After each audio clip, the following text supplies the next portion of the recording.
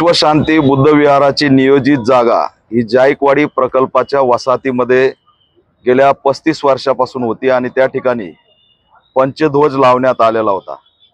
परंतु राधाकृष्ण विखे पाटलाचं हे जे काही खातं आहे, या खात्यातून आता एक नवा घोटाळा समोर येतोय की या वसाहती जुन्या झाल्यात, जुने मालक पुढं करून आणि अनेक टॅक्टिक्स वापरून कोर्टात प्रकरण नेऊन कॉम्प्रोमाइजला आणायचं आणि त्याच्यानंतर ती जमीन पुन्हा शेतीच्या नावाखाली त्या ठिकाणी मूळ मालकाला द्यायची आणि त्याच्यातून तिसऱ्यानीच त्या ठिकाणी प्रायव्हेट उद्योग उभा करायचे। अशा पद्धतीचं एक धोरण या लोह्यामधून सुरू झालेलं आहे, ते राज्यव्यापी येणाऱ्या काळात दिसणार आहे। 14 नंबरची जी काही आमदार प्रतापराव चिखलीकरनी विधान अधिवेशनामध्ये जी लक्षवेधी लावली होती, ती याच मुद्द्यावरती शेतकऱ्याच्या हितासाठी लावली होती। पण ह्या सगळ्या प्रक्रियेकडे गांभीर्याने बघितलं तर या जायकवाडी प्रकल्प जी वसाहतीचा जो शेतकरी होता, तो शेतकरी कुठंच दिसत नाही अशी स्थिती आहे। त्या सगळ्या घोटाळ्याची एक राज्यव्यापी आम्ही भूमिका घेणारच आहेत, परंतु आमचा प्रश्न हा अस्मितेशी संबंधित आहे।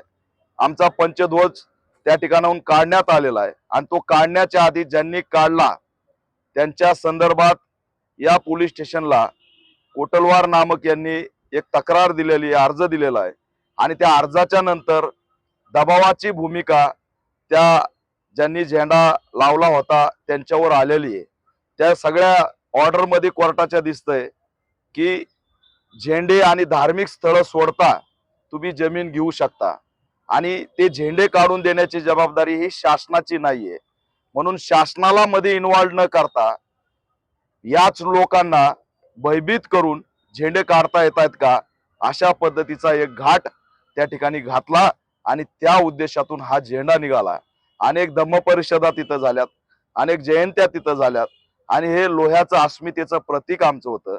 आम्ही लोह्याच्या मतदारांनी प्रतापराव चिखलीकर यांना आमदार केलं आणि आज प्रतापराव चिखलीकर यांच्या मतदारसंघात बौद्ध समाजाच्या अस्मितेचे प्रतीक उद्ध्वस्त केले जातात शासकीय आणि कोर्टाच्या टॅक्टिक्स वापरून। हे दुर्दैवी आहे। प्रतापराव चिखलीकरांना एवढं आव्हान करतो की त्यांनी हे समजू नये की लोकांना काही कळत नाही, तुम्ही आमच्याच मतावरती आमदार झाला तेवढं लक्षात घ्या आणि आमदार होऊन जर आमचे स्थळ या ठिकाणी अशा पद्धतीने उद्ध्वस्त होत असतील आणि त्याच्याकडे तुम्ही लक्ष देणार नसेल तर हे दुर्दैवी आहे। संपूर्ण महाराष्ट्रात या घटनेमुळे संतापाची लाट पसरलेली। या सर्व प्रकरणाची सखोल चौकशी झाली पाहिजे। शासन जर जबाबदार नाही तर शासनाने त्या ठिकाणी या ज्यांनी झेंडा उभा केला त्यांचा पाठपुरावा का केला हा सुद्धा प्रश्न या ठिकाणी निर्माण होतोय।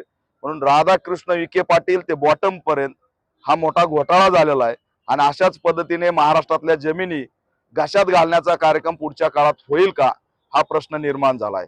आमची आताच या ठिकाणच्या सन्माननीय DYSP जगताप मॅडम यांच्याशी चर्चा झाली। कायदा व सुव्यवस्थेच्या दृष्टिकोनातून त्यांनी त्यांची भूमिका मांडली, परंतु आम्ही त्यांना जाहीर सांगितलंय की आमचं ते अस्मितेचं प्रतीक आहे आणि ते प्रतीक आम्हाला पुन्हा जशाचे तसं उभं दिसलं पाहिजे।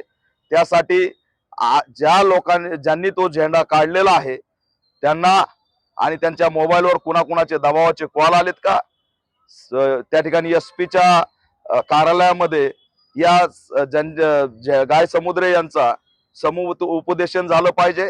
त्यांना असणारी ताकद पोलिसांनी दिली पाहिजे आणि त्यांच्यावरती दबाव होता का याची सखोल चौकशी झाली पाहिजे।